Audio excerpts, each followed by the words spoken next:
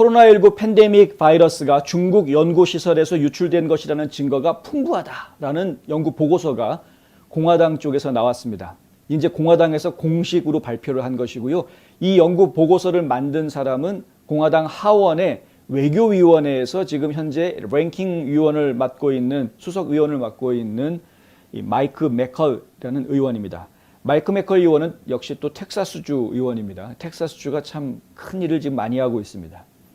이 마이크 맥컬 의원의 지시에 따라서 만들어진 이 보고서는 공화당 참모들에 의해서 좀 발표가 됐는데, 이 보고서에 보면은 오픈소스 정보를 바탕으로 해서 각종 자료 수집과 분석을 부록에 제시하고, 실험실 사고가 사스코브2, 그러니까 이제 코로나 바이러스, 우리가 코비드-19 혹은 코로나19라고 부르는 이 바이러스의 공식 명칭이죠. SARS-CoV-2. 이 코로나 바이러스의 근원이 될 가능성을 공론화하는 데 도움이 되길 기대한다라고 썼고요. 우한 바이러스학 연구소를 둘러싼 공개 담론은 투명하고 정직하고 상세해야 한다라는 것입니다. 이 보고서의 맨 마지막 한 84페이지 정도 되는 보고서인데요. 이 보고서 맨 마지막 결론 부분에 이런 말이 들어가 있습니다. 수많은 이용 가능한 정보, 증거를 애매하게 만들거나 감추고 파괴하려는 문서화된 노력들, 그에 반하는 물리적 증거의 부재에 기초해서 SARS-CoV-2가 2019년 9월 12일 이전에 뜻하지 않게 우한 바이러스 연구소에서 방출됐다는 것이 위원회 소수당 임원의 의견이다. 이렇게 결론을 짓고 있습니다. 그러니까 위원회 소수당 임원이라는 것은 바로 마이크 맥컬 의원을 본인을 이야기하는 것이고요. 지금 이제 의회의 외교위원회에서도 하원에 있는 위원회 위원장들은 전부 다 민주당 의원들이 위원장을 맡고 있기 때문에 지금 이제 소수당인 공화당 입장에서는 이렇게 그 소수당 임원으로서 랭킹 멤버, 그러니까 그 뭐 수석 대표의원 정도, 대표의원이라고 이야기할 수 있겠죠. 공화당 대표의원 정도로 해서 지금 이런 그 보고서를 만들어내고 있는 것이고요. 또 보고서에는 어떤 내용이 있냐면은 기원이 자연적이거나 유전자 조작의 결과일 가능성이 있는 이 바이러스는 2012년에서 2015년 사이에 중국 원난성의 한 동굴에서 수집됐을 가능성이 있다. 이 가장 높다. 그 동굴에서 수집된 이 바이러스가 그때부터 사람한테 전염될 수 있는 것이었는지 아닌지는 확실하지 않지만 하여튼 이 바이러스가 지금 우한 연구소로 들어왔고 우한 연구소에서 기능 획득 연구가 실시가 됐다는 겁니다. 기능 획득 연구를 통해서 이 바이러스가 인간에게 전염될 수 있는 그런 단계로 변형이 된 것이 분명해 보이고, 그런 과정들 중에 하필이면은 이 기능 획득 연구를 하려면 좀 더 보안이 철저하거나 안전 설비라든가 시설, 그다음에 그 안전 지침 이런 것들이 제대로 더 보강이 됐어야 됐는데 그런 것들이 보강되지 않은 상태에서 그런 기능 획득 연구가 이루어지다 보니까 우연치 않게 그것이 accidentally, 그러니까 일종의 사고처럼 밖으로 유출된 것이다.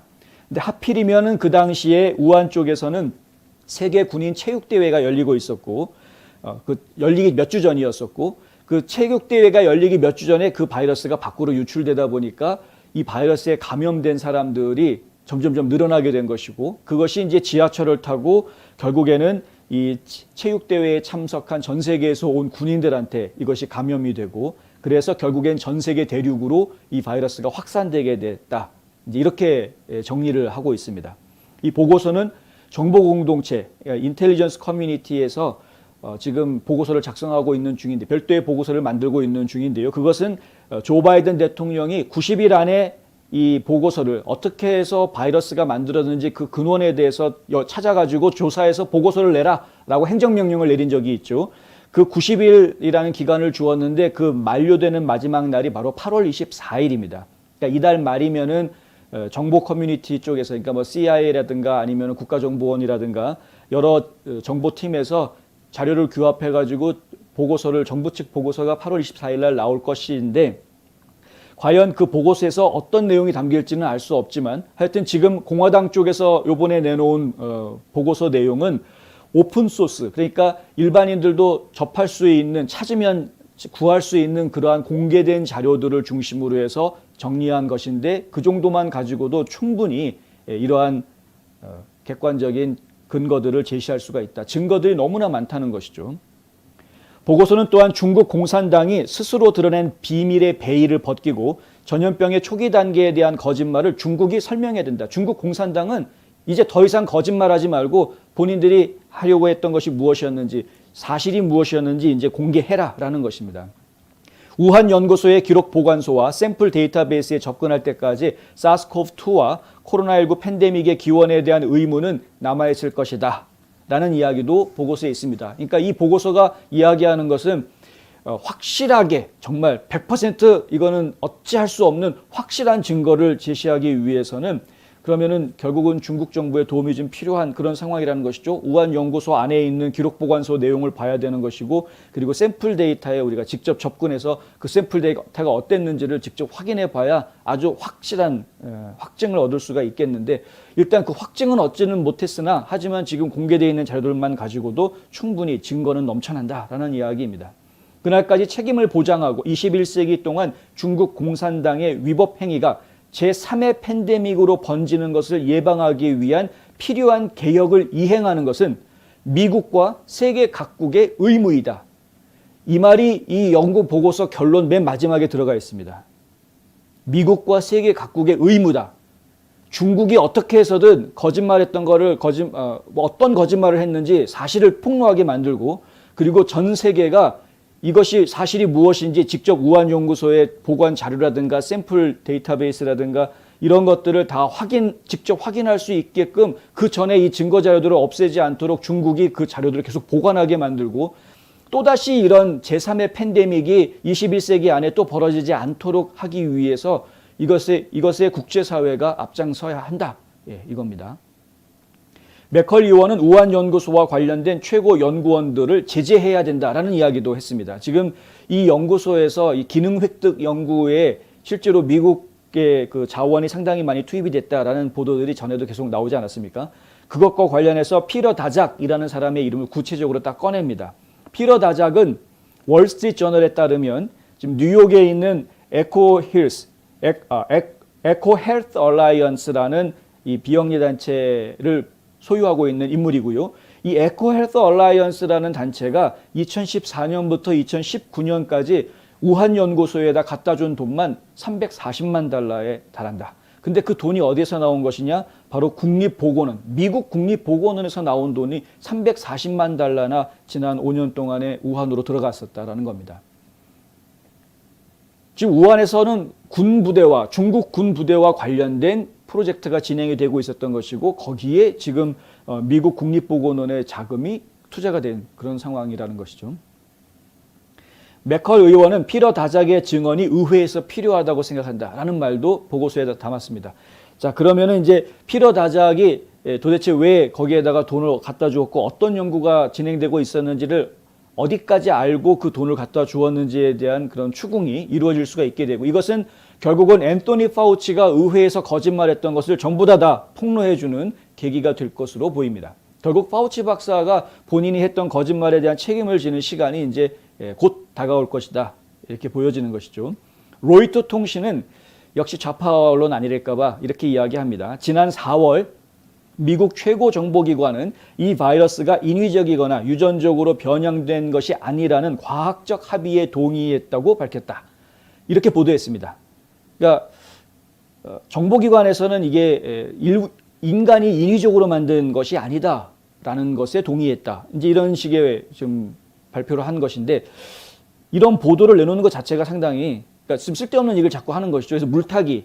예, 이 주류 언론들의 지금 특징입니다. 로이터도 통신사이기 때문에 AP 통신처럼 한번 이렇게 기사를 내놓으면은 다른 언론사들, 특히 주류 언론사라고 이야기하는 것들, 그리고 한국에 아무 생각 없는 이 좌파 언론들 그냥 막 갖다가 쓰죠. 그래서 그냥 베껴다가 막 내기 때문에, 예, 공화당에서는 이렇게 말했지만 사실은 정부 당국에서는 이렇게 얘기했다, 뭐 이런 식으로 좀 보도를 하는 겁니다.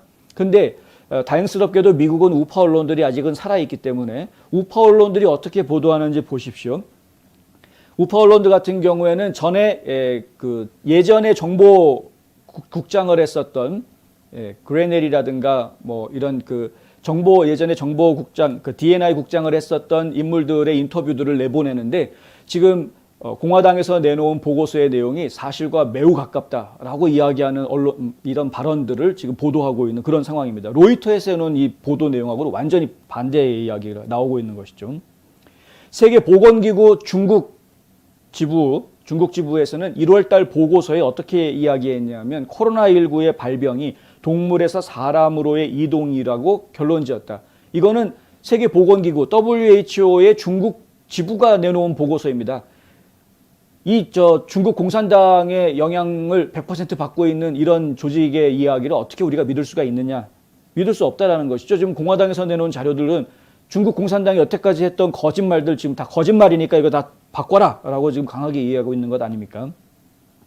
하지만 미국과 다른 나라들은 이 보고서 신뢰성에 의문을 제기했다. 미국뿐만이 아니라 지금 전 세계 여러 선진 국가들이 중국이 내놓은 보고서에 대해서 믿을 수 없다라고 이야기하고 있는 것입니다. 진짜 믿을 수가 없는 보고서를 내는 것이죠. 워싱턴 이그제미너는 이렇게 이야기합니다. 세계보건기구의 사무총장, 이름도 참 어렵습니다. 테드로스 아드하놈 게브레이에수스. 이 세계보건기구의 사무총장이 뭐라고 얘기하냐면 조사 과정에서 실험실 유출설을 일축하려는 조급한 추진이 있었다. 조사 못하게 하려고 방해했다는 얘기입니다. 따지고 얘기하면. 중국 정부는 지난 6월 중국 정부 연구소에 대한 2차 조사를 맹비난했다. 1차 조사 끝난 다음에 국제사회에서 도대체가 이 결론이 뭐냐, 제대로 된 조사한 거 맞느냐라고 이야기해서 2차 조사를 하려고 했더니 중국 정부에서 엄청나게 반발하고 비난하고 난리를 쳤던 이런 일이 있었던 것이죠. 결국에는 중국 공산당은 끝까지 코로나 바이러스의 비밀을 감추려고 애를 쓰겠으나 하지만 진실은 언젠간 밝혀지게 돼 있다. 진실은 밝혀지게 돼 있습니다. 이것은 인간들이 만든 바이러스이고 그리고 인간들이 이 무모한 바이러스를 만들었는데 관리를 소홀히 하는 바람에 유출된 것이 분명해 보이고 또다시 중국이 이런 회개한 짓을 저지르고 국제사회에다가 아무런 책임을 지지 않으려고 하는 이런 몰상식하고 철면피 같은 행동을 취하지 않도록 국제사회가 지금 전반적으로 나서서 중국의 책임을 묻고 추궁하고 그리고 다시는 이런 일이 재발되지 않도록 중국을 압박하는 그런 자세가 좀 필요할 것이다 라는 것입니다.